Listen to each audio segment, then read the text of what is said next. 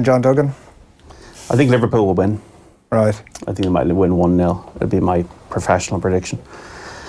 So look, you hope for the best though. It's just this like a bonus territory. Tottenham have ended up in Saturn or Jupiter, having been generally a Venus team, you know. What is the case for Tottenham winning this game? Like, Harry Kane starts, is in some sort of inspired form, the occasion is a bit too much for Liverpool, or like, what's the case for a Tottenham win here? I think it's keeping it tight. I don't think Tottenham will be able to cope if Liverpool score early goals. Liverpool are a burst team, they're a momentum team. They feed off their fans, they feed off their manager. And I think Tottenham, if they can keep it tight in the second half, if it's a close game, then they could get it. I think they need to hammer the hammer. They need to attack Liverpool's strengths, which are their fullbacks. Alexander-Arnold and Robertson have had 23 assists, I think, this season. Tottenham struggle against them at Anfield. Pochettino's very good at changing his tactics during matches. So I think Tottenham almost need to play 4-4-2. They need to flood the midfield a bit and maybe play some aerial balls at pace into the likes of Son and Moore if they do start, or into Kane to keep Van Dijk occupied, because we don't want Van Dijk lording it at the back. So do you start Kane? Maybe not. Maybe. Do you think? Yeah, like I think his ratio is 121 goals in 195 games. So he's been a Golden Boot winner twice in the Premier League. He's like obviously Golden Boot winner of the World Cup. I think like the medical staff surely should know, and he should know after 2 months out how fit he is. So if he is on the good side of fit, I think he has to start. Who'd you leave out? That's a tricky one. And I think if Kane does start, Son or Moore will probably have to go. I'd worry a little bit about Tottenham's central part of the midfield, as if it's Sissoko or Ali, or Sissoko and Dyer, and I'd worry about Trippier. So I think Liverpool's 1-11 is stronger. So Liverpool, I think where we could make hay is then maybe feeling the occasion in the second half if it's tight. Yeah. And do the Liverpool leaking thing. Well, they lost last year's final. They lost the league that they played brilliant football in by a point. That was very unlucky, I felt, for Liverpool. They finished the season extremely well. And the pressure is on them. And even as great as these players are as professionals, it's still a cup final. And it is still open to chance. We saw that with Manchester City at home against Tottenham, that they conceded 2 goals quite sloppily. Then they had their surge, but then Tottenham came back in the second half. We saw Ajax falter in the second half in Amsterdam. Liverpool were lucky, I thought, in Barcelona to lose 3-0. But Liverpool did lose 3 games. Unlucky. They were unlucky to lose 3-0. They did lose 3 games in the group stage.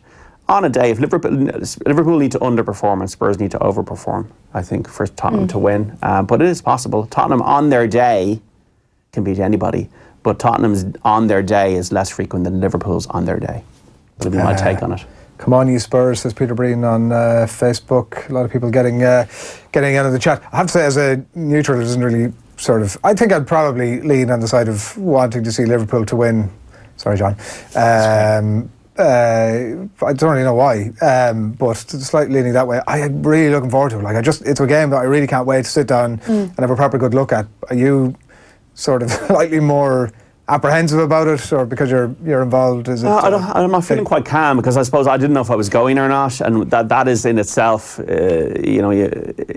it's preying on your mind. Am I going? The logistics of that, and I haven't really thought about it. And my kind of journey as a Spurs fan this season has been all about bonus territory, because Spurs are a team I've supported for 32 and a half years, and they've always generally let you down. They've been a cup team. Spursy. I don't even like that phrase. I've got a programme here. My first game at Tottenham Hotspur was 1988, 31 years ago, Easter 1988, first time in an Aer Lingus flight to London. They lost 1-0 to Portsmouth. This was when they had like the fences at terraces, this kind of thing. You're a bone. This is proof of your credentials. I also have a programme here, a game against Liverpool the following year, when Peter Beardsley and John Aldred scored for Liverpool, a 2-1 win for Liverpool at White Hart Lane. So names Paul Gascoigne, Ray Houghton, John Aldred, they're all there. Like. So I am a legitimate Spurs fan. I've also got all the tickets over the years. So I've got a lovely kind of a cockerel crest here. Can I just say, by the way, sorry to interrupt, look at the photograph in the front of that. Like, you just wouldn't see that these days. No. It's like 2 players that you can't, it's just a crunching tackle. Let's not worry too much about who the players are. photograph. It's. I think Brian Kilcline is one of them, and I think that might be Paul Stewart. Right. All right. That's. I mean, that's my. And I hadn't thought of that before. So you're kind of going through tickets through the years, you know. So this is the Portsmouth one. Like this is 1988 against Portsmouth. There's the Ajax game, the most recent one I was at, the Lucas Moura game. Look at the state of how great the tickets were previously. You know, all concert tickets that you have that actually look like concert tickets, and then the generic sort of photograph. League Cup final loss to Chelsea. AC Milan in the Champions League. That was their first season they were in the Champions League. That was great. I got into the director's box for Manchester United game. Ferguson was ahead of me, and I'm not going to tell you how I got in, but I got in. That was what was the food like? John O'Shea ended up playing in goal, which was the game, was it? United won 4-0, and that was United at their peak. They were brilliant. Like they'd used up all their subs. And people got sent off. And Vidic and Ferdinand, like Scholes, Ronaldo was playing. They were great. A 5-4 loss to Arsenal at White Hart Lane. Made a couple of saves as well, I think, if I'm right. He did, yeah. They were like singing his name and everything. It was great.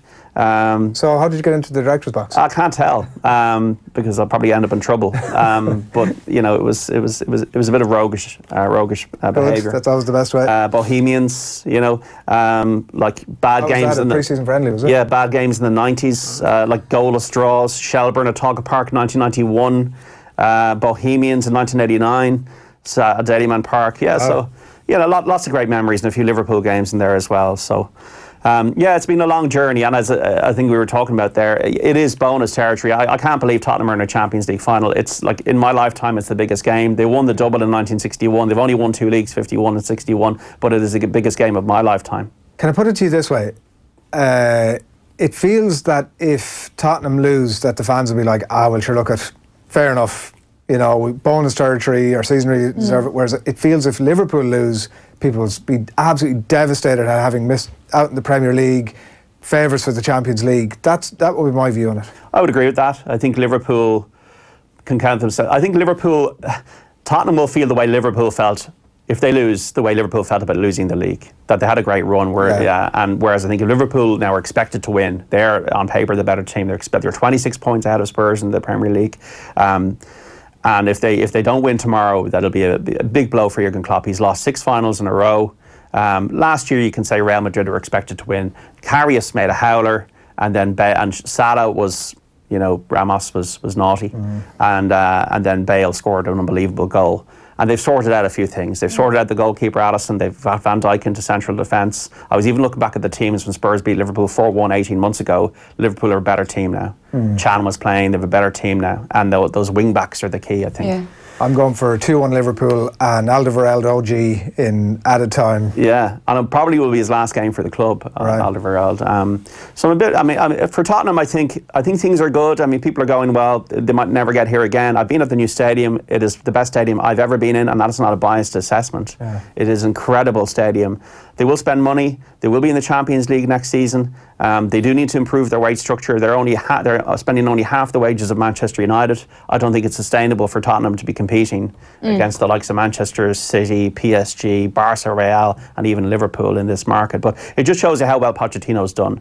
Pochettino and Klopp quite similar, motivators, obsessives, tactically astute. I'm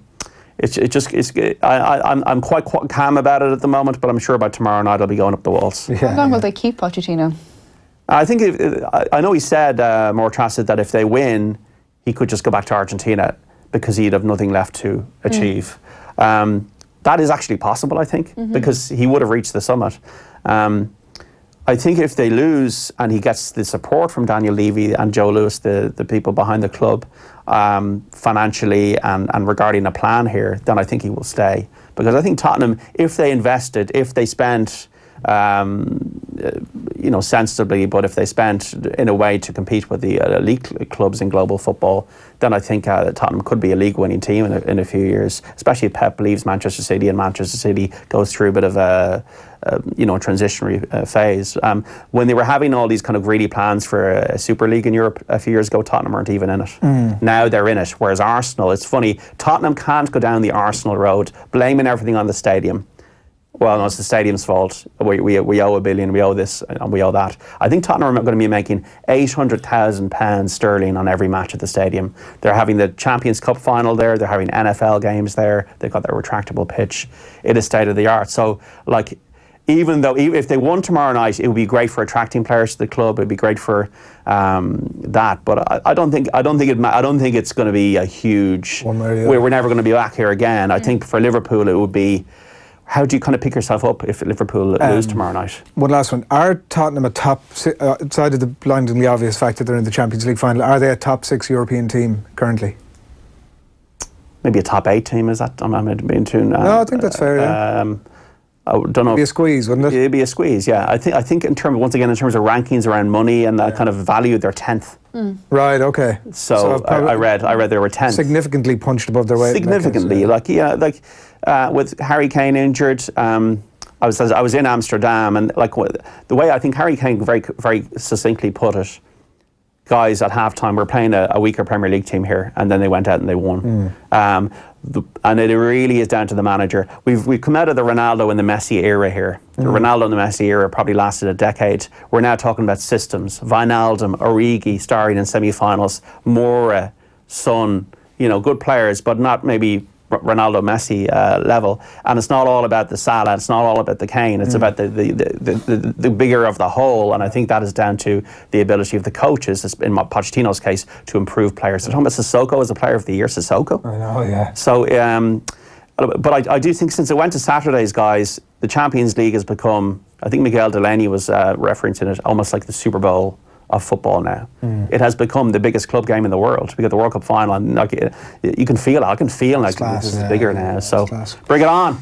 Liverpool, but not by much. 1-0, but come on, you Spurs. Head 1-0 Liverpool. Heart, well, heart is I'm running around Dublin tomorrow night, and people are, you can all join me. I'll be on Twitter. I'll tell you where I am. We will know if Tottenham win. We'll definitely know where you are, John. Thanks a million. All right, guys. Thanks, cheers. John Duggan, as always.